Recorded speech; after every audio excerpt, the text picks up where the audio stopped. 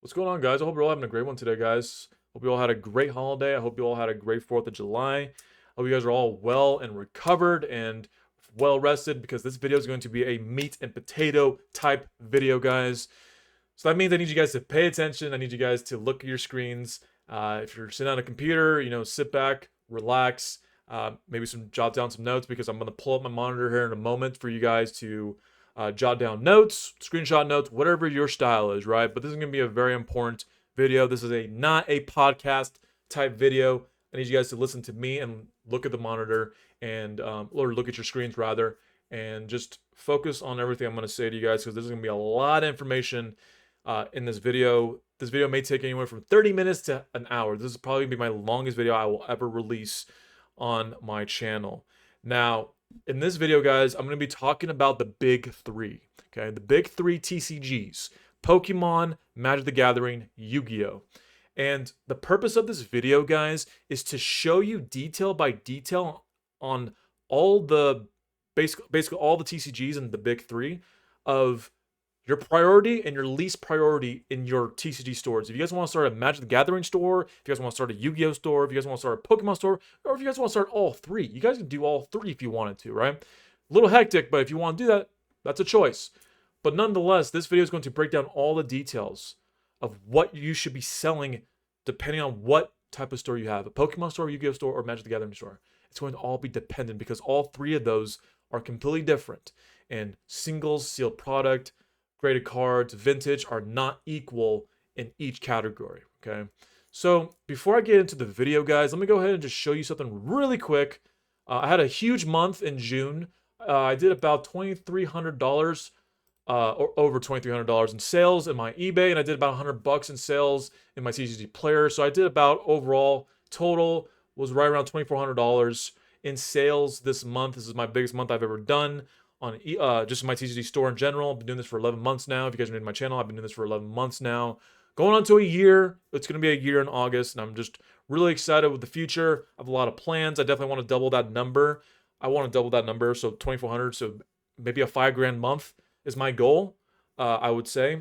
That's going to be probably doable, especially in the winter months, Q4, when it's the holidays and stuff. So I'm definitely aiming for that later in the year, guys. So really excited. Really happy, but not satisfied. So let's go ahead and get into the meat and potatoes, guys. Here we go. So I hope you're all paying attention to the screen, and I hope you guys can see what I see. So here we go. We're going to talk about the big three. We got Pokemon, Yu-Gi-Oh, and Magic the Gathering, okay? And I did a ranking pretty much from priority to least priority. So 1 through 4, highest priority to least priority, okay? On each one. Pokemon, Yu-Gi-Oh, and Magic, okay? And the number one, obviously number one in each category of the big three, number one is going to be your main priority. If number one is not your main priority, you guys are not going to do well, depending what category or depending what TCG you guys pick, right? For instance, number one for Pokemon is sealed product. Yu-Gi-Oh, number one is singles. Magic the Gathering, number one is sealed product. If that's not a priority, if that's not the priority, guys, you guys are not gonna do well. I'm just telling you that right now. You guys are not going to do well, okay? You got to know what the customer is looking for dependent on the TCG, okay? Like I said, each detail that I listed right here, all these tiers, I would say, the rankings are not equal from each other, guys. Completely different. And you guys have to know this. Very important stuff, all right? So, like I said, we're going to start with Pokemon first. So Pokemon, number one is going to be sealed product. Number two is going to be singles. Number three is going to be graded cards. Number four is going to be vintage, okay? Right before I get into this, guys, timestamp, go in the description. If you don't want to watch this Pokemon or you don't want to watch Yu-Gi-Oh, let's say you're in the Magic, you want to do a Magic store, the Gathering store, then skip over to that timestamp. Watch that instead, okay? If you guys want to watch Yu-Gi-Oh, skip over to that timestamp. It's in the description. If you guys want to watch Pokemon, then remain here right now because I'm about to go into Pokemon right now, okay? But overall, guys, before you guys go, watch the conclusion at the end of this video. So whatever timestamp you guys jump over to, watch the end, okay? I'm gonna have a conclusion segment at the end of this video for all of you guys to watch, okay? So after you're done with whatever segment you're on, skip over to that, okay? Cool. Let's get right into it, guys. Finally. So, like I said, sealed products, singles, graded cards, vintage, all in Pokemon. Yu-Gi-Oh is singles, sealed product, graded cards, vintage. Magic the Gathering, sealed product, singles, vintage, graded cards, okay? So let's start with Pokemon. Okay, so number one, Number one, the major priority in Pokemon is sealed product. People want sealed product. People can't get enough of sealed product in Pokemon, man. People just won't get sick of sealed product, okay? That's how good this stuff is for sealed product, okay? Let's talk about the pros of the sealed product, okay? So sealed product, the pros, number one pro is the demand is extremely high, guys. Literally the demand, like even with the new Scarlet and Violet base set, people still want that set. Even though those two sets, Paldea Evolved and the base set, have collapsed in prices, people still want the sealed product. People still want booster boxes. You can go on TCG Player right now. There are multiple boxes that are still being sold at this point right now. And the demand is just so high. And even with the now that Sword and Shield is behind us, people want more Sword and Shield items. They want the Lost Origin. They want the Astral Radiance now. They want the Fusion Strike. They want the Brilliant Stars. They want, obviously, Evolving Skies. Everyone will want Evolving Skies from now till the end of time because that's how good Evolving Skies is, right? Literally, the demand for sealed product is number one, okay? Demand is super high. Crown Zenith ETBs, if you held on to ETBs this entire time, you are in luck because people are gonna want that. People are gonna snatch it up from you. Okay. I had a few ETBs of Shining Fates. I sold Shining Fates within I sold all 5 ETBs from one customer. One customer bought 5 ETBs. Shining Fates. Shining Fates was back in the day. It was a low tier type, set. And 2 years later, because it came out in 2021, 2 years later, it's very good. Demand's very high, guys. Demand's extremely high. People want sealed product. Number 2, new sets, new money. The new sets that drop, guys, that's new money being implemented into that new set, right? New sets, everyone knows, that is like cupcakes going out because it's so high in demand with the new sets, especially when they first drop. The first week or two, LGSs probably get killed. TCG stores get killed with the sealed product. It's very high demand, guys. So much demand when this product comes out, especially with the newer sets, right? And then with the newer sets, the appreciation is very well long term. It's very steady, very good long term. You can almost guarantee, I'm not going to guarantee anything, but the chances of you hold on to anything with a sealed product, okay, is going to have decent amount of appreciation, okay? The reason why I just generalized that, because I'm not trying to give you guys financial advice. That was a very generalization. That was not specific, right? Typically, the set will do well after a year, 2, 3, 5 years of holding on to a particular set. What can we conclude in the pros, basically? So even if you guys don't have, like I said in my last video, if you guys watched my for the Pokemon, right? If you guys watched my last video, I talked to you guys about how to obtain sealed product. You guys don't need a distributor. You guys can wait till the prices crash on these sets. Then you guys can mass buy all this stuff on TCG Player. Mass buy and hold on to it. You guys can do that. You guys don't need a distributor, okay?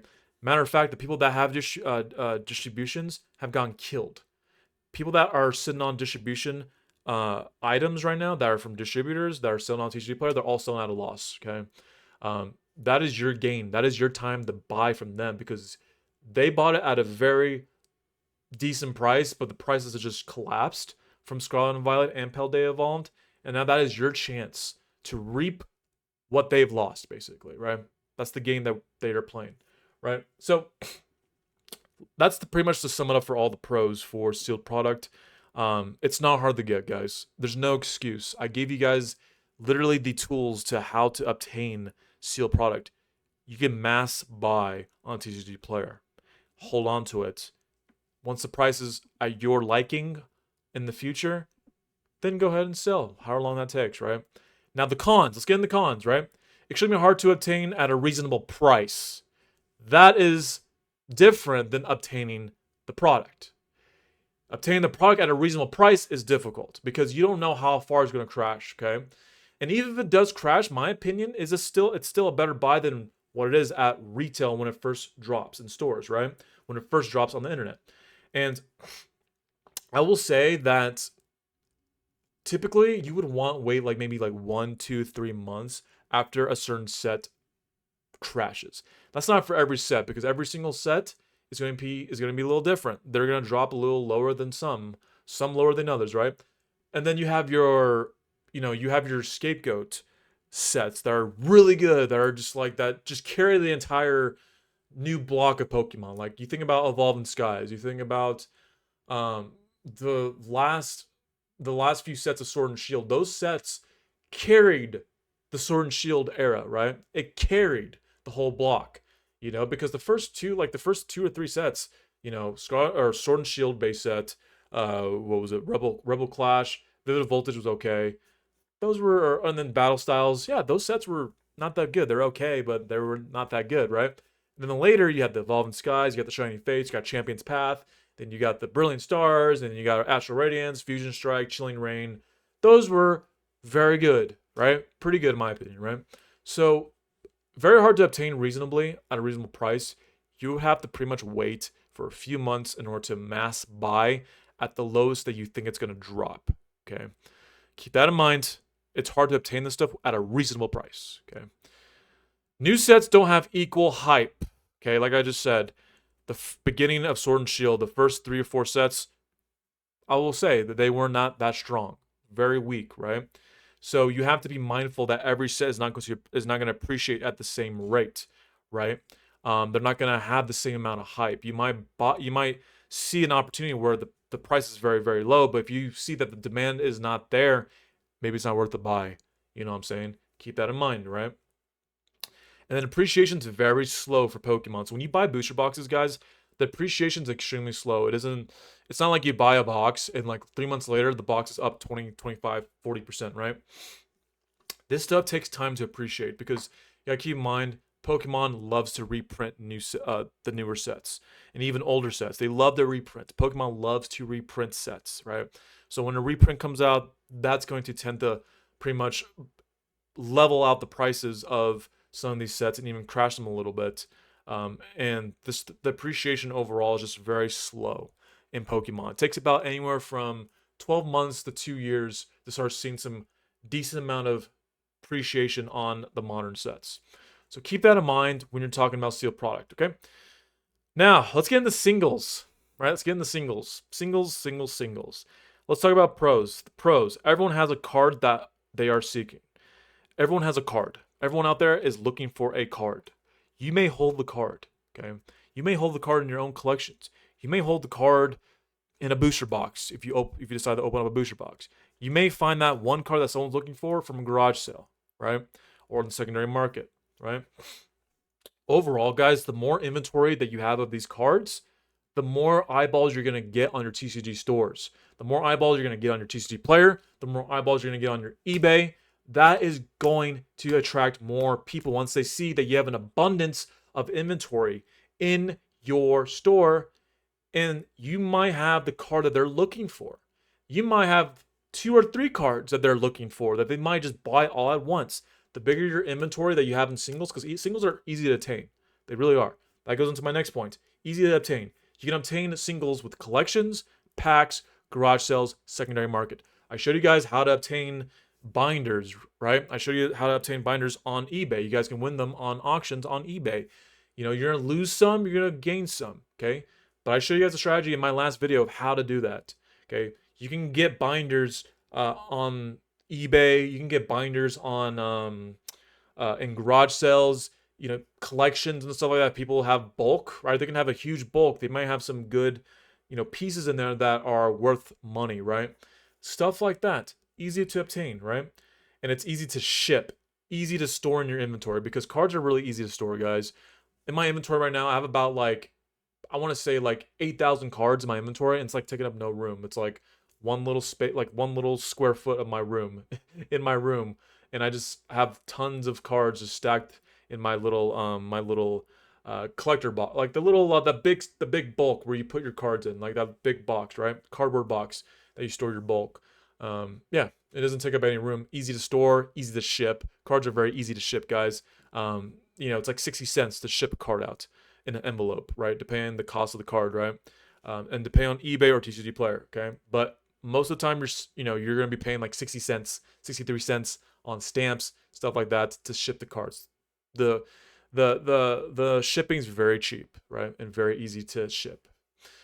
Now let's talk about cons. Let's talk about cons. Very important for singles. Prices are volatile. Long-term holds are unpredictable for singles. You don't know. With the singles are very volatile. Let me explain. So right now we're seeing a crash right now on singles. And not only for like the Scarlet and Violet base set and Paldea Evolved, but we're seeing crashes from all the way from Brilliant Stars, Astral Radiance, Silver Tempest. We're seeing crashes in singles in Crown Zenith as well. Um, Prices are very unpredictable long term. Holding on to, I would say, singles for a long period of time, I don't think is a good idea as far as an investment wise. That's just my idea. This is not financial advice, okay? But this is just my opinion. I don't like holding on to single cards because cards can crash immensely, right? And the appreciation might not be as much as you would think if you held on to the card, right? So keep that in mind. Prices are volatile. They are not stable. They're very unpredictable long term. Okay. That's why like selling cards right off the bat is a lot better than trying to hold on to them for a long period of time. People may not even want them, right? That's another thing about TCG, guys. People move on very easily. People move on to the next set. People move on. And people rarely care about stuff 5 years in the past, especially on a decent set. But if it's like Evolving Skies is like one out of like 20 sets, right? One great set out of 20 sets. You're gonna see that Evolving Skies type set, once every 20 times a new set comes out, right? So keep that in mind. Prices are very unpredictable for singles. I wouldn't just long term wise. I just don't think they're a smart idea to hold on to them long term. Conditions is very important. Depending on the condition of the single is going to dictate the price. If the card is not near mint, if the card is not mint, let's say it's like lightly played, that's going to drastically change the price. If the price of a card is $70 near mint, and compare that to a lightly played card of the exact same card, that can be a $15 difference. Okay, that ends up losing you potential profits. So be mindful of condition. When you guys get a hold of these singles, make sure the cards are in perfect condition. People want the newer cards. People want new cards that are in good condition, newish condition near mint. People don't mind lightly played, but lightly played is like cards that are like 3, 4, 5 years back. People are not going to buy a lightly played card that's from Brilliant Stars. Keep that in mind, you know what I'm saying? So that is very important. The condition of the singles dictates the price heavily. Heavily. You got to know your condition before you buy your singles. Most singles are cheap. A lot of volume equals better gains. Okay, so most singles are cheap. Okay, so most of the time the singles you will be selling are like cards that are like V cards. You're gonna be selling, just anywhere from the $2, $3, $5 mark is gonna be like your average sale price for these singles. Believe it or not, because it's harder to get the expensive cards, right? It's not like your store has like 2,000 alternate Charizard cards. You don't have 2,000 of them, right? Because if you did, then that would just drive the price down, because that's how you know if the card was overprinted or not, right? So obviously singles are gonna be cheaper. In order to create better gains, you're gonna have to sell a lot of volume. Selling one or two singles is not enough to have substantial amount of revenue coming in. You have to sell, 20, 30, 40, 50, 100, 200 cards on a monthly basis in order to have some type of substantial gain that ends up being worth it. Selling only like 10, 20 cards a month is not, especially on low tier cards, which is going to be most of your cards that you're going to be selling in your TCG store. And people are still going to buy those cards. But like I said, you add up all, $5 cards, 20 times 5, right? Let's say you have $25 cards, 20 times 5. How much is that? It's only $200, right? So, or I think it's $200. That's like my math, I think. My math might be my math might be off. I'm terrible at math, guys, but it's a low number, right? You got to do 200 times 5, right? In order to get a great revenue number, profit, margin, all that stuff, right? So keep that in mind. Singles are cheap. You got to do a lot of volume to get better gains. Let's talk about graded cards, guys. So pros, more expensive than raw singles, okay? That's a no-brainer. especially in the modern sets, like depending like what cards you get, the full arts, the alternate arts, those cards can end up being like, a few $100 depending like what, if you look at the card, the centering's good, if everything's good, the card's in mint condition, centering's good, the card can be well over a couple $100. Compared to like a raw single, like the raw single is going to be, let's say, $50. You grade it, let's say it gets a 10, graded 10, PCA 10, it's like $200. So graded cards are a lot more expensive, and that could be a pro. That's definitely a pro, because if you get a card graded, and if it gets the grade that is going to be far more substantially more expensive than what it is if it's raw, then it's worth it, right? It's worth getting that card graded. Easy to obtain, especially for big hits, collections, packs, booster boxes. You may end up getting lucky and get a big hit. You may get the most expensive card in Brilliant Stars. You may get the most expensive card in Evolving Skies, which was the Moonbryon. The Moonbryon right now for a graded 10 PCA is like going around like, what, $2,500 to get the Moonbryon graded. And raw, it's like $700, I think, something like that. I could be wrong, like 600, like a high 600, something like that. You know what I mean? So they're easy to obtain. I mean, you open up a booster box, you get lucky with one of the booster boxes. You grade the card. Card comes out being a graded 10. There you go. You probably made a substantial gain from that, right? And then has the ability to yield bigger percentage gains, like a 30%, anywhere from 30% to 2x to 3x your money, depending on what card it is, what condition it is, and what the centering is on that card. Graded 10, you buy a booster box for like 120, $130. You get the most expensive card in the set. You grade the card. The card's originally like $150. You grade the card, PCA 10, card ends up being like $500. You just pretty much 2-3x your money, pretty much right there. But that's like more of a gambling mentality, right? You don't want to do that. You don't want to gun like that. You don't want to gun for something like that all the time, because it's just not worth it. The hits are very unpredictable, or not hits, but rather the pull rates are unpredictable. At that point, you're just gambling. I don't recommend that for Pokemon, because we're gonna get into that later for Yu-Gi-Oh! Cons: grading process takes anywhere from 3 to 6 months up to a year to grade your cards. Yes, the grading process is very long. It's not like you send it to PCA and they are done grading your card after a week. It takes long. It's a very long process, 3 to 6 months. I think it's not worth it. That's why I put that as number one con. It is not worth 3 to 6 months to a year to get your cards back, and you may not even get the grade that you want. You might not be able to get the grade that you need to flip a profit. Keep that in mind. Like I said in the first one, it's very hard to get a 10. Moving on, transitioning, it is very hard to get a 10. Even if it's pack fresh, it's very hard to get a 10 on Pokemon, especially with the card quality. The card quality in Pokemon is not consistent. Centering's always going to be off, especially with the English product, American product. Getting a graded 10 is very, very hard. If your card, you look at your card, you get the most expensive card in whatever set you get, right? You get the most expensive card in the set. You look at the card. If the centering's off, it's not worth grading, guys. That off-centered card is going to be like an 8. And it's not going to be worth grading, okay? Now, you get a card that's the most expensive card in the set. The centering looks very good. Card is in crisp condition. Pack fresh. Could be a 10. It could be potentially a 10. But it's very rare, especially with the card quality with the American product. Keep that in mind. Like I said, lower the grade, the substantial loss of potential product, guys. Going from a 10 to a 9 is a very big deal. A 10 going from a 9 could be like a 25% potential profit loss. So you got to keep that in mind. If it's not a 10, it is not worth grading. If it's not a potential 10, it's not worth grading. Not worth it.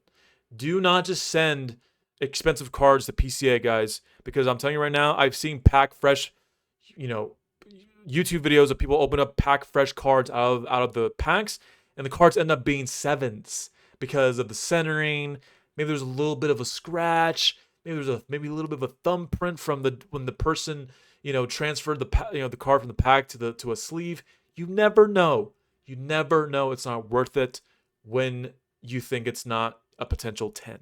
If it's a potential 10, then I would give you my praises. I would give you my blessings.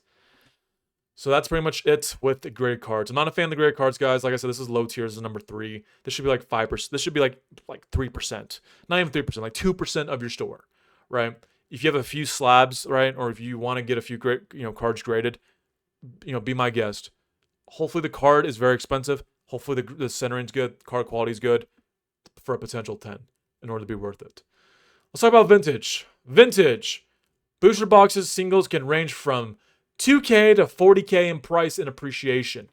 If you guys look at the base set, the first Pokemon set, base sets, Fossil, Jungle, those sets are what? Those booster boxes are going around like 20K, 30K, 40K on some of those boxes.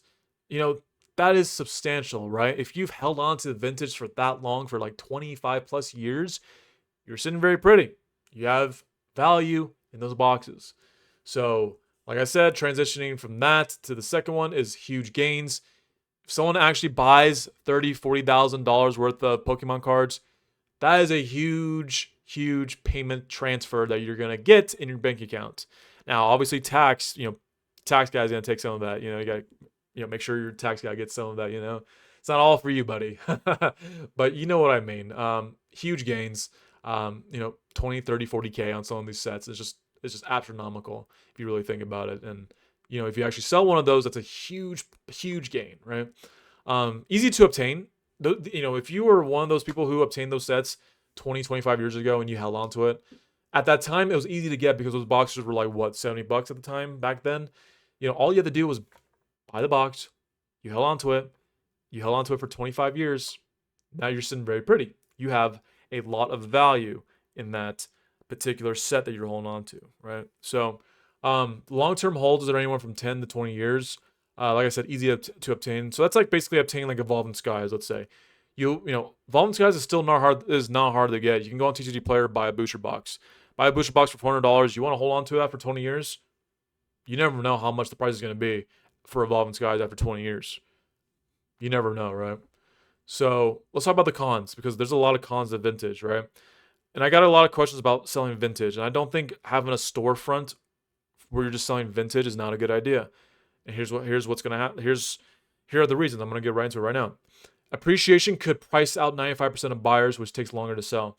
So like I said, guys, most people don't have an extra $20, $30, $40,000 money in their bank account that's laying around to buy these boxes. It's very expensive. That's a down payment for a home, depending on like where you live in the United States, right? So you're going to price out 95% of people, which is going to take longer to sell. It takes a long time to sell. If you post, let's say you've been holding on to a vintage set, you post on eBay, I guarantee you ain't going to sell that for like another 5 years, at least. It's definitely going to be way more. Like I said, most people don't have a savings of $20,000, $30,000, $40,000. And even if they did, I don't think most people are going to prioritize that money to buying a vintage Pokemon set. Now, if you come across someone who's making 6 figures, making $300,000-$400,000 a year, and they can afford buying a $30,000 booster box, fine. But that's very rare to come across. So keep that in mind. You priced out 95% of buyers when you have this vintage set. The longer you hold on to it, the price is just going to keep skyrocketing. The more you're going to price out potential buyers. Just keep that in mind. Authentication process. So there's a lot of fakes out there. You just can't, if you have a vintage product, you can't just really sell it on eBay. You're going to have to go through an authentication process where they're going to investigate your box, if it's a legitimate box, legitimate seal, legitimate, there's so much, if it's first edition, that's another thing too. There's so much legitimacy that goes behind it that the authentication process takes a while. Okay, can take anywhere from a month, 2 months, 3 months, depending like what set you have, right? You don't have to go through authentication process on a modern set because it's modern, right? But vintage is very, very, very expensive, and that's why like a company like eBay does like authentications, and they have people that are on their authentication staff that do inspections like that, right? I don't know how it works. I don't know if you send them photos or anything like that, but I definitely know there's an authentication process that is required. So keep that in mind. That's a long process. Okay. Long-term hold, no easy flips. So like I said, in order to have a $40,000 vintage set, You just don't get that once, when you buy the set right when it released. After 3 months, it goes up to $40,000. Can you imagine Lost Origin? You buy Lost Origin, 3 months later, you bought it at $140 and it goes up to 40 grand. Like, what planet are you from, right? There's people that actually have expectations like that, and I don't know why, don't know where they get it from, but that's literally so stupid. It's right. It's just that's just self-explanatory. I don't have to go any further with that. Long-term hold with vintage items that you think are going to be great products. They're going to be skyrocket products 20 years from down the road. So no easy flips. No easy flips. There's not one modern set that's worth $40,000 right now. So no easy flips. You actually have to do the work. You actually have to hold on to the set and see the long-term appreciation. Okay. So that ends Pokemon. Let's talk about Yu-Gi-Oh now. We're getting into Yu-Gi-Oh. Yu-Gi-Oh, Yu-Gi-Oh, Yu-Gi-Oh. Let's get right into it, guys. So if you are watching this segment of Yu-Gi-Oh, welcome.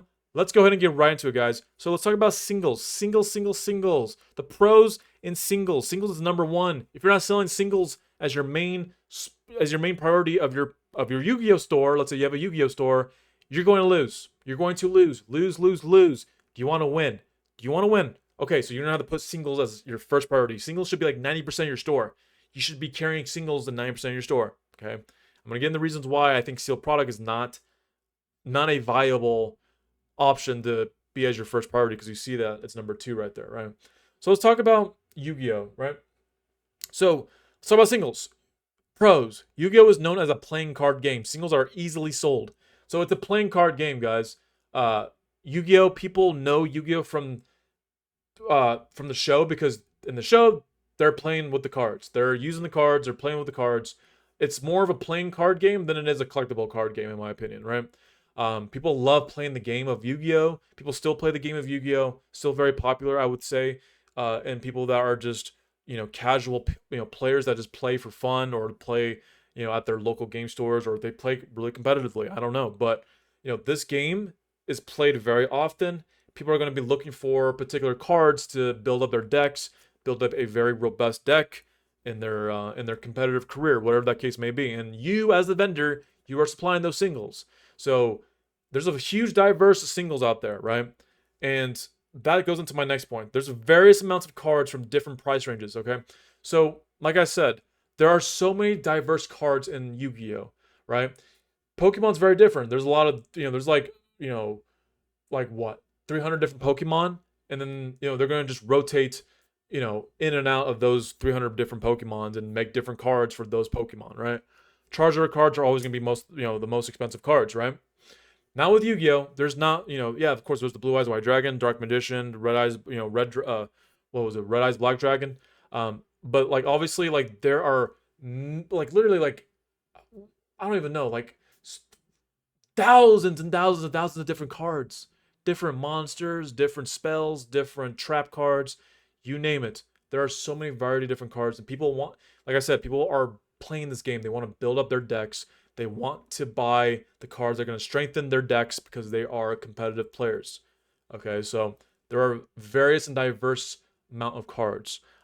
In Yu-Gi-Oh, I wouldn't say that there is a bad card, because even though they're not the most expensive, obviously the mass majority of them are not that expensive, people will still buy Yu-Gi-Oh cards in mass bulks to strengthen their decks if they are competitive players. And there's a lot of competitive players out there, so keep that in mind. Easily attained. Like I said, I think with Yu-Gi-Oh it's a little different than it is Pokemon, but with Yu-Gi-Oh I've noticed that the packs, people obtain these cards from packs. It's really hard to come across someone who is a collectible, who collects the cards that are modern cards. It's very hard for someone to just to collect the cards, just to collect them, right? Most people are gonna just be, people that actually play the game, people that actually play, with local game stores, regionals, competitive play, all that stuff, right? And people are always gonna want the new meta of Yu-Gi-Oh, right? And the only way you're gonna get new meta cards is if you open up the packs, right? They're always coming out with new sets and everything, so keep that in mind. Cards are easily obtained. I hardly see binders out there, and if I do see like a collectible, like collections, I do see like the old vintage cards, like Red Eyes Black Dragon, Blue Eyes White Dragon, Dark Magician, all that stuff, right? But the new meta Yu-Gi-Oh cards, you're gonna most likely get them out of packs. You're not gonna be able to find them on, in a garage sale, in my opinion. You know what I'm saying? Or at least not that often. So the cons, condition of the singles. You gotta know the condition of the singles. Condition. If you weren't here for the Pokemon segment, I talk about the condition. Condition. If the card is from, if you have the same card, but one is near mint and one is you have two cards of the same. You have two cards. Let's say you have two cards of the same card, right? One is near mint, one is lightly played. The one that's near mint is gonna be pretty much 15% more expensive than the lightly played. Lightly played, if it has like scuffing on it, the card is damaged a little bit, or that might be mostly played, right? That is going to definitely change the price outcome when selling that card. Okay, because not every card's gonna be near mint. The older the card is, the more often it's probably gonna be not near mint. And I've noticed in not Pokemon, but rather in Yu-Gi-Oh, the cards are more damaged than they are with Pokemon because Pokemon's more collectible. Yu-Gi-Oh's more plain, so people are gonna be playing with these cards. The cards get worn out, and the card quality, I would say, like the durability of Yu-Gi-Oh cards are just not that good. They get easily damaged and scuffing on it and stuff. So keep that in mind. And then, like I said, singles are not really collectibles. I hardly see people selling modern cards and binders and stuff. And if I do see binders, vintage stuff, the only way you're really gonna get a hold of the new meta cards is like from packs. And then the major con, I would say, is reprints of cards. This is what kills Yu-Gi-Oh, in my opinion. The reprints of multiple cards, okay? You guys can go on TCG Play right now. You guys can look up a card. I guarantee you there's probably like 27 reprints of that same card. Exact same art, exact same card, just a different set number that's on that card, because every single card's gonna have a different set number. It's gonna have the set name and the set number. But it's the exact same art. And the reprints of the cards is what destroys the value of the cards. So keep that in mind, guys. The singles, get pretty demolished after it gets reprinted 27 times. So keep that in mind, guys, when you are building up your TCG Yu-Gi-Oh store. Reprints of cards is what really devalues cards in general, right? The original is always the most expensive, but once they reprint that exact card, that card goes in the dump, and it's really hard for that card to come back for long term. So sealed product. Sealed product is extremely cheap to obtain. It's not like Magic the Gathering, nor it's like Pokemon. You can go buy a booster box for like 60, 70, 80 bucks at most, depending like what the set is.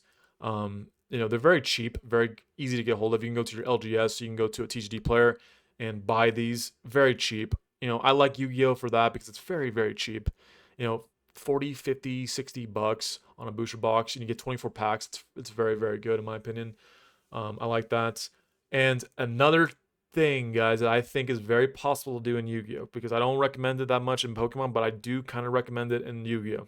Now, I have not tested this theory out as much as I wanted to, but I have tested enough that I think you can easily flip Yu-Gi-Oh, I would say Yu-Gi-Oh booster boxes a lot easier than any TCG, because of two reasons. One, it's very cheap. So let's say you buy a $50 booster box, right? And let's say you get a card that's like worth like 25 bucks. That right there is paid half your box. One card is paid half your box. And let's say you get you get 4 super rares that are like 10 bucks, right? If you all 4 of them combined are all 10 bucks, right?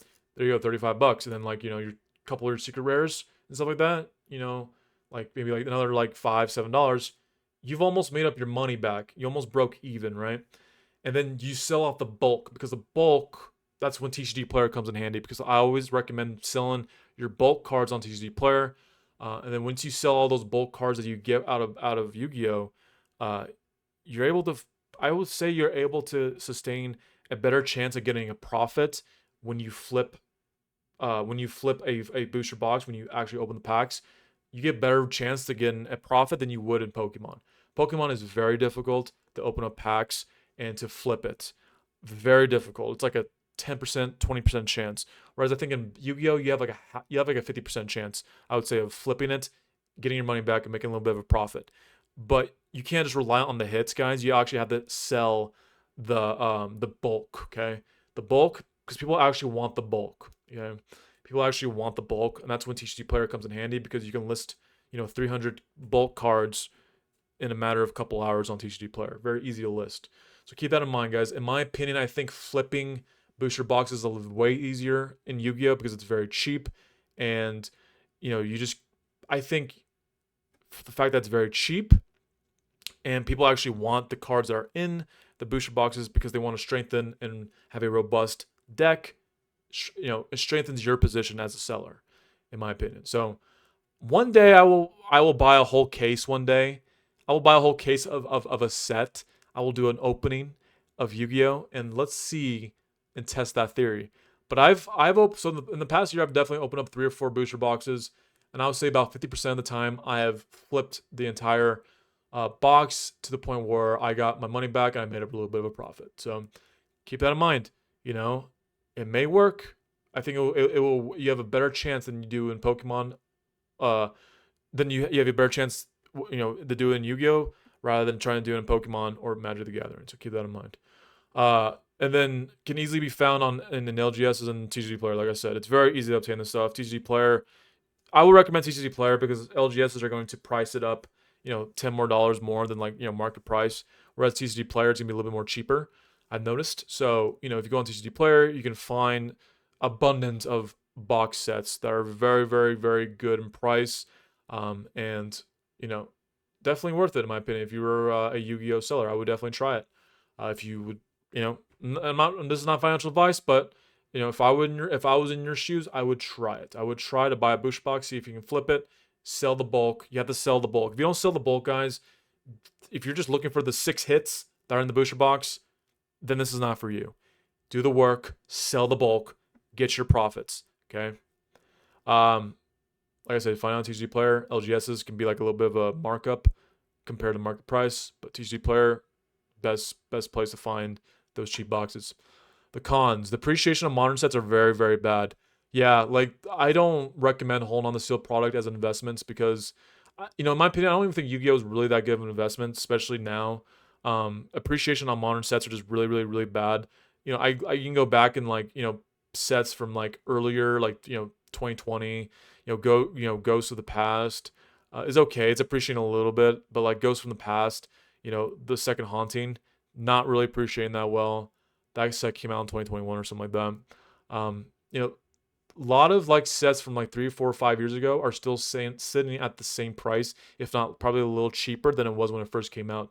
So I think appreciation on modern sets are just not that good anymore, or just not that good. Last time we had good appreciation on sets, we're talking about vintage here. But as far as modern sets, I don't think modern sets are that good for appreciation. So as far as investment wise, hold on to the sealed product is just I would rather open the product and try to flip the box than just try to hold on to it because you're just wasting time and money. Because appreciation is just pretty much not even there, in my opinion. And then the second con is going to be too many sets in a given year. So in Pokemon, I'm used to having four sets, and I'm used to having 2 or 3 subsets, right? In Yu-Gi-Oh, there's 10 sets that come out, right? 10 major sets that come out in a year. I think that's too many sets.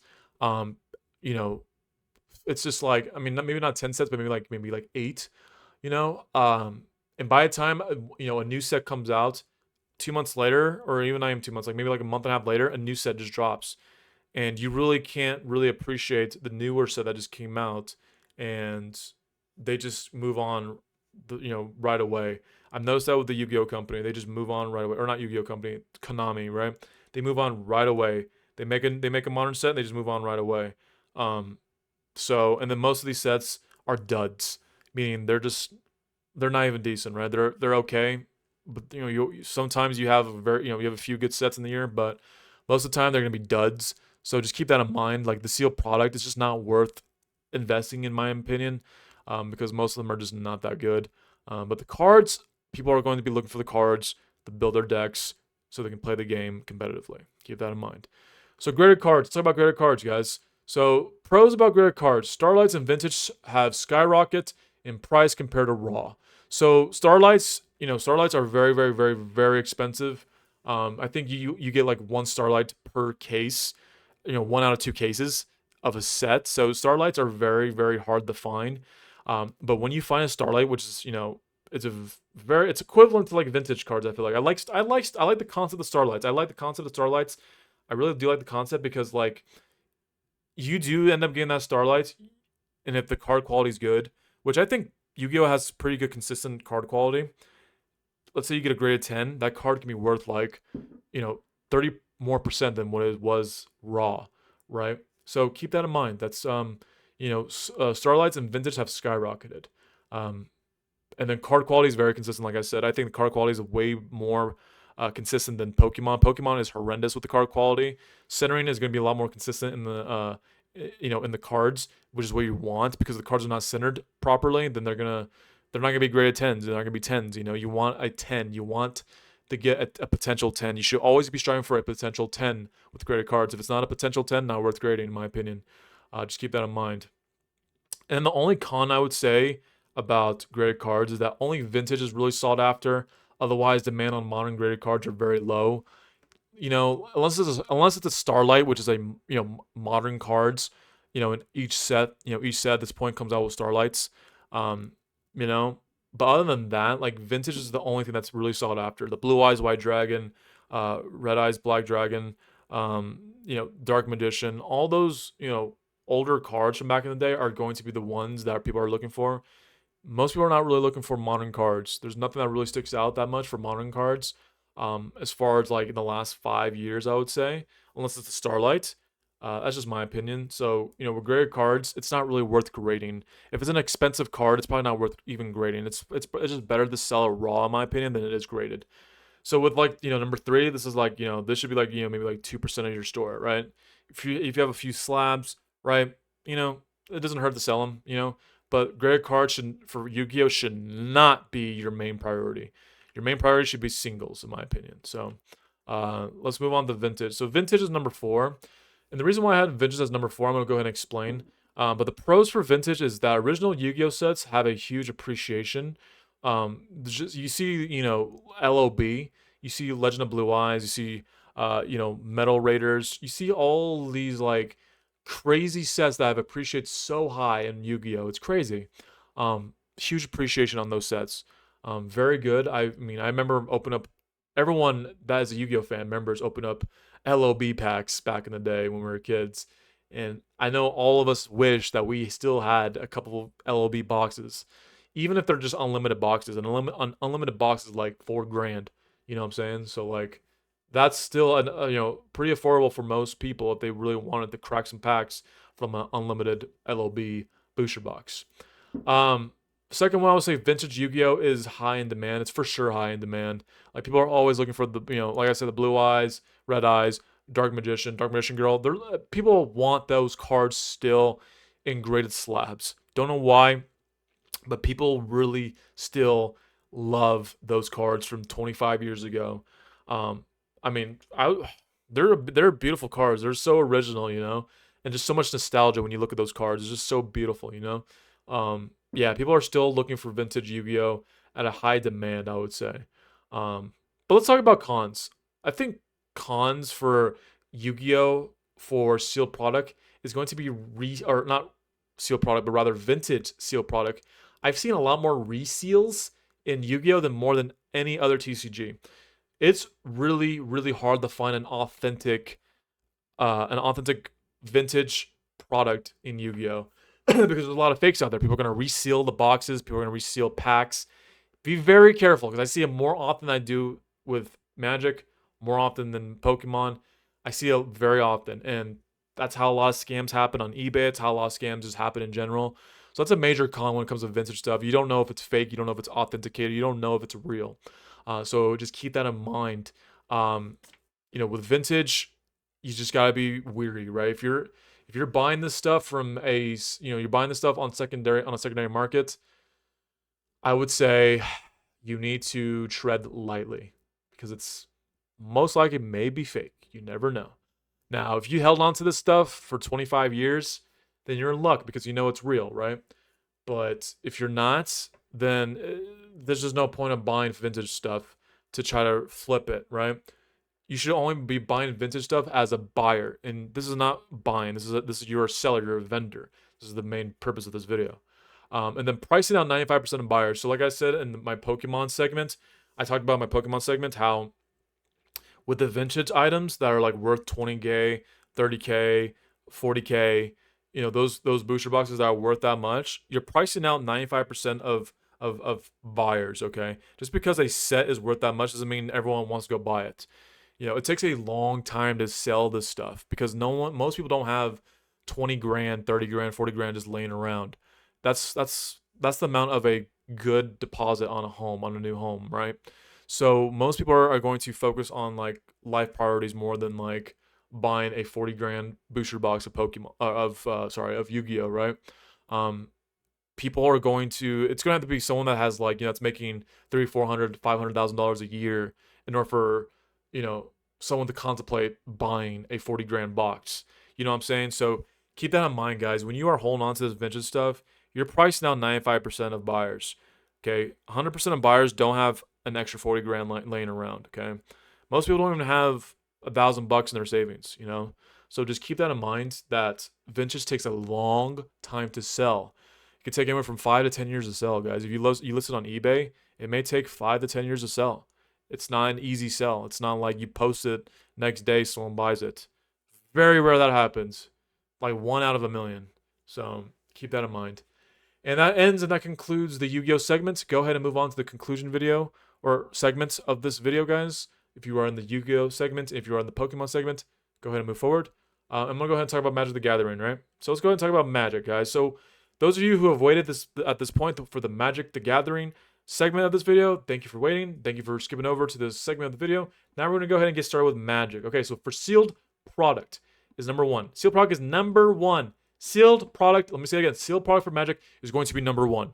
Number one. Let me go ahead and explain. The pros. Magic sets for modern sets appreciate faster than Pokemon. Yes, this year has been a crazy year, guys, in 2023. We have gone Dominaria Remastered. We've gone Phyrexia. You guys see the new Lord of the Rings, which is absolutely freaking insane. Absolutely insane, right? Modern sets have better appreciation short term than Pokemon. 100%. I talk about when Yu-Gi-Oh! I talk about how Yu-Gi-Oh! I think the sealed product has no appreciation at all, in my opinion. The appreciation kind of just is not even decent. But when comparing like appreciation with Pokemon, Magic appreciates modern sets way faster than Pokemon, which can be at your benefit. If you end up buying, let's say, Dominaria Remastered in the beginning for, I think it was like 220 a box, and it went all the way up to like, 280, 290, and you ended up selling your collector boxes, then good for you. You made profit, right? But I'm gonna go ahead and talk about the opposite spectrum of appreciation of the faster appreciations of modern sets in the cons. The second one is demand is very high on new sets. Demand's extremely high, guys. When a new set of Magic comes out, it's like, cupcakes. It just goes out so quick. It's just like hotcakes, right? It just goes out so quick. It sells so quick. People love collector boxes, and commander decks mostly. And the demand for modern sets for Magic is there, 100% there. Magic is not dead, even though it was a very, very hard bear market for Magic this past couple years. It's coming back, and it's coming back with a vengeance. This bull market for Magic, and I would say that collector boxes are gold. People love the collector boxes because that's the name of a collector boxes. You have collectors that want to collect the boxes because they are collectors. I think the collector boxes just have better appreciation than I would say draft boxes, and you definitely want to pay attention to the collector boxes, short term and long term, because the appreciation on modern sets just, like I said, are faster than Pokemon, and collector sets is what people really want. Collector boxes are what people want. People will pay the 220, the 250, the $300 per box on collector boxes. Demand is there. I would say that's the best sealed product out of the Magic the Gathering. I would say, collector boxes are number one, commander decks are number two, draft boxes are number three. And let's move on to cons of sealed products. The reason why there's a few cons in sealed product is that, like I said, even though the modern sets appreciate, modern sets appreciate way faster than Pokemon, the prices are also very volatile, extremely volatile. So be very careful, guys. Be very freaking careful. Okay. I don't recommend trying to do an easy flip. You should believe in the product that you buy, believe in it. Um, you should be holding on to the product for like 3 to 6 months, even a year. Even if you waited like 2 years, guys, imagine what Dominaria Rematch is going to be in 2 years from now. That's a very good set. Brothers War is another great set, right? Those are going to, especially the serialized cards in Brothers War. Dude, those sets are going to appreciate so well in the short term. And I say well, because if you look at the modern sets, guys, sets from 2 years ago are like 600-800 bucks, maybe even a little bit more than that. Some of them $1,000, right?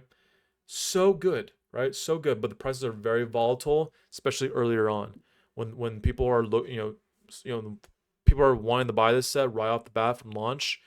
Prices are just swinging, man. Prices are swinging left or high right, very high right, and the next day can go low right, and you definitely want them to go, more often high right, right? And we're looking at a price chart, right? But very volatile. Prices can crash 20% on modern sets in a very short time period. Like I said, be very careful that the volatility is going to, the volatility that's going to come with 20-30% crashes on modern sets overnight. Be very, very careful, guys. This is pretty common in Magic.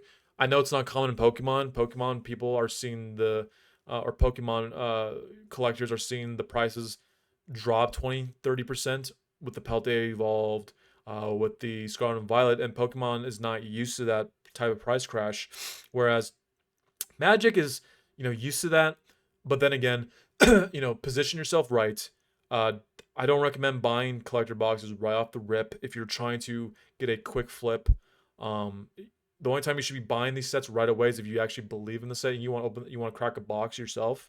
Um, but yeah, you would see, 20-30% crashes on modern sets. Keep that in mind.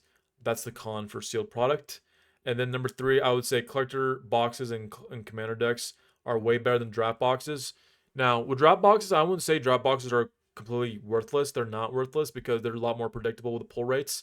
But it just doesn't have the vibe that a collector box carries or a commander deck, right? The vibes on those just carry so much more weight, and it kind of just leaves out the people that are into draft boxes. So when you're talking about collector boxes and commander decks, yeah, collector boxes and commander decks, you're pricing out another another category of sealed product, which is draft boxes. Because draft boxes are not really sought after, in my opinion. Most of the time, you see draft boxes and LGSs and like in Magic tournaments and stuff like that and local play. But most people are not going to buy draft boxes, in my opinion. I could be wrong on that, but you got to just keep in mind that if you buy a lot of draft boxes are, first of all, they don't appreciate, they don't the appreciation is not as fast as like collector boxes, in my opinion. That's why I put collector boxes that are gold. Um, and then like I said, draft boxes are very like third tier compared to like collector boxes. So keep that in mind, guys. Let's talk about singles. So singles. So number one, you should be selling sealed product. You should be able to. You should try to get it. You should be trying to get a hold of this sealed product. If you are a person that is into Magic, you need to go watch my last video. Even if you're not a Pokemon fan, go watch my last video. I tell you guys how to source for product. Okay, I tell you guys how to source for sealed product. Even if you don't have a distributor, right? There's ways to get this product and get it in mass bulks. Okay. So let's move over to singles. So singles should be number two. Singles is number two. Seal product number one. Singles is number two. So singles should be like, I would say maybe like 15% of your store, your TCG store, right? So the pros with the singles is that mythics, rare, serialized cards are extremely valuable, very valuable. There's a lot of valuable cards in collector boxes, in Magic, just in general with singles. A lot of those cards are very expensive. I would say like like if I was comparing Yu-Gi-Oh, Magic, and Pokemon, I would say the value in singles, even though people are gonna probably disagree with me from the Magic side, I would say that the value in the singles are very, very, very good, in my opinion. Because the reason why they're very valuable, because you have to think, guys. Magic is not going to be like the Pokemon company where they're going to just reprint this into oblivion. The what is it called? It's Hasbro, and it's the Wizards of the Coast. Those guys will sure overprint. They will overprint the product, right? And then they will determine right off they'll determine based on the demand of a certain set whether or not they're going to do another wave of a certain set. Whereas in Pokemon, it doesn't matter about the demand. They're going to just keep reprinting, keep printing, and keep printing, right? Whereas the printing in Hasbro and Wizards of the Coast, they do it off a metric that is dependent on the demand. Okay, and if even if the demand's there, they'll probably only do like 2 waves of a set, and then they'll just move on, right? They'll just move on. They don't even bother with reprints of sets. You know what I'm saying? In my opinion. So I think with singles and stuff, these cards are gonna be very valuable in the long run. In these sealed products. Keep that in mind. Uh, People tend to collect the sought after expensive cards, high demand. So regardless of how expensive these cards are, people are willing to buy these cards because they're just so aesthetically like just appealing looking, right? You see some of these serialized cards, you see some of these, top 10, top 5 cards in a set. These arts are so beautiful, man. The arts are beautiful. People will pay the money just to look at the card, just to have the card in their collection. Um, so keep that in mind. I would say that the no matter how expensive these cards are, even the serialized cards from Brothers War, serialized cards in Brothers War is like $1,000. People will pay $1,000 for that, right? Those cards will sell like within like 2 weeks, right? That's a very, very, very good deal. Usually for like $1,000 card in Pokemon takes like a few months for me because it's just like it's hard to obtain that type of money and that type of capital to spend on a card, right? And like I said, the variety of singles, right? There's borderless, there's hollow, serialized cards, and the artwork of these cards. There's so many different variety of Magic that I really like, and I really like the artworks and just the different concepts of each card, right? And it creates many options for people to choose from, and that's what I like about Magic is that there's a lot of valuable cards that are different in diversity, right? You got the borderless, you got the hollow, you got so many different variations where like in Yu-Gi-Oh, they're all the same hollows pretty much. Secret rares and super rares look kind of identical, just a little bit different, but they look identical. A borderless card and a serialized card look completely different. And the aesthetics of the singles is what appeals to a lot of different people in this market. So I strongly like the different variety of different singles that are very high value cards. They just don't look similar from one another, right? You have the different variety of what I just named, right? I would say the cons of selling single cards is the bulk singles are very hard to sell because most of the stuff that people buy are going to be collectors, and the times that you sell like low end singles are going to be people that actually play Magic, and I'm not aware of how if the Magic community is still big on playing the game. Maybe at LGS's local LGS's maybe more like towards local, but I'm not sure if Magic is still a a card game. Like people play the actual game. So because I have a lot of bulk in Magic, I have a lot of bulk, and most people have not bought my bulk. The low end bulk, right? I've had like a few hundred sales on on some bulk cards that are like below like $1, right? And I don't with Yu-Gi-Oh and Pokemon, I get a lot more traffic on just the bulk cards that are like below 50, 30, 20 cents, right? Whereas I don't see that in Magic. So just keep that in mind that people are more. I think people in Magic in the Magic this Magic era in 2023 are more collectors than there are people that actually play the game. So the bulk singles are just probably not going to be are just not going to be you know you could try to sell them, but you can maybe just sell them in bulks. But selling them as singles on TCG players, I think is kind of difficult. People prefer non-hollow over hollow, so this is very tricky. Keep this in mind. This is actually a major con that I think I have with Magic. I have an issue with this with the Magic trading card game. With Magic, let's say you get a draft booster box. and a collector booster box. You open both of them up, you're gonna get identical cards or basically the same cards. One is gonna be a holo, one's gonna be non-holo. The non-holo card might be like worth like let's say $1, and then you have the holo one that's worth $5. So that is what bugs me about the Magic singles, is that you have the same card, one's non-holo and one is holo, but there's a huge price difference. That's not how it is in Pokemon. I disagree with that in Magic. It should not be a huge price difference when it comes to the same exact card, but it's just whether if it's a holo or if it's a non-holo. And this is what people. This is why I say when people prefer non-holos, because at the end of the day, I think people will just appreciate more of the artwork than they are holos, or if they're just borderless rather than they're just like holos. I don't think people really care for the holos as much. You can look at you can do your research on TCG Player. Most of the time, people are opting willing to buy the non holos over the holos, and it doesn't make sense for me that the same card, non holo holo, is gonna be at that much of a price difference.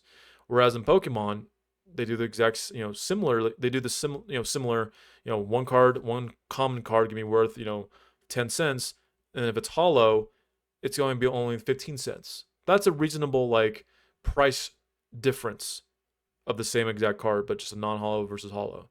Magic just has these arbitrary numbers that they use for the non-holo card, the non-holo version of the card, and then the holo version of the card. So I just think it's kind of just I don't know. It's kind of that's kind of like what kills it for me when it comes to holos, or not holos, but rather than singles. Just keep that in mind. People prefer non-holos, so yeah, if you're selling like, unless you're selling like the top five, you have top five, expensive. If you have one of the top five most expensive cards in a set, then people will probably buy it as a holo version. But for like the vast majority of cards, people probably just buy the non-holo. So keep that in mind, guys.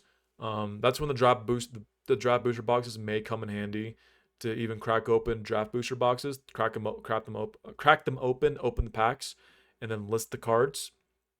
Um, People will buy the non-holos more often than holos, and with the holos, I think people wait a long period of time for the holos to drop because holos drop very drastically over a long period of time.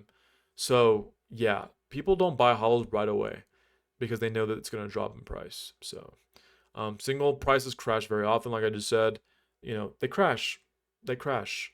The single prices crash with the holo version of the card. They crash, pretty drastically. And like I said, it just makes people more hesitant of buying the holo version of the card rather than just buying a non-holo, which is more stable in price. So, yeah, that's just my opinion. The way you want to structure your magic store, you want to have about 20% of your store be like 15% of your store be like singles, 85% of it should be sealed product, and then like I would say maybe like 15% should be like high end singles, right? High end singles, try to get a hold of high end singles, and I think that will be worth it rather than trying to just list a bunch of cards, bunch of singles that are in Magic, and people are not going to want them because the demand's just not there, in the long run. So just keep that in mind. Vintage. Let's talk about vintage really quick. So vintage, box appreciation for vintage in a short time, um, I'm sorry, I misread that. So the box appreciation in a shorter time is in shorter time than Pokemon. So like I said, box appreciation appreciates a lot more in modern sets, but also in vintage. Okay, if we're comparing Pokemon. Okay, I mentioned how modern appreciates very fast. I would say vintage appreciates very fast. What do I mean by that? If I take a vintage set from like 5-10 years ago, which I consider vintage at this point, it's going to be very expensive. I compare that to a 5-year vintage Pokemon set, it's going to be nowhere near the Magic set of that 5-year-old Magic set. So that's a very good, I would say a very good, when we're talking about like booster boxes and holding on the booster boxes for a long period of time, once they are modern and then after like 3, 4, 5 years, they end up becoming vintage. The price appreciation is very, very, very lucrative. It could be lucrative depending like what the set is, and I think box appreciation is just so much better than it is in Pokemon. for Magic, and then you have iconic singles that are worth millions of dollars, like the Black Lotus. If you have a graded 10 Black Lotus, that card's like worth like what 800 grand. You know, I think what Post Malone bought some Black Lotuses worth 800K. So like I said, like you're gonna have to come across someone like that who's gonna have the money to buy cards like that. But the demand's pretty decent for vintage, I would say. But I'm starting to notice a trend right now where vintage is kind of dying off in Magic because the newer sets are just killing it right now. The newer sets are just killing it right now, guys. I have a feeling that this new Magic era is just going to be different, and I think people are just going to gravitate more towards these new modern sets. I think people are just going to just fall out of the vintage and just fall more in love with the modern. Modern, that's just my opinion. And then, like I said, cons is going to be people have quickly or people are quickly delving into new modern, leaving vintage. Like I just said, um, the vintage. I think vintage for everything is dying, not just for Magic, but for Pokemon and Yu-Gi-Oh.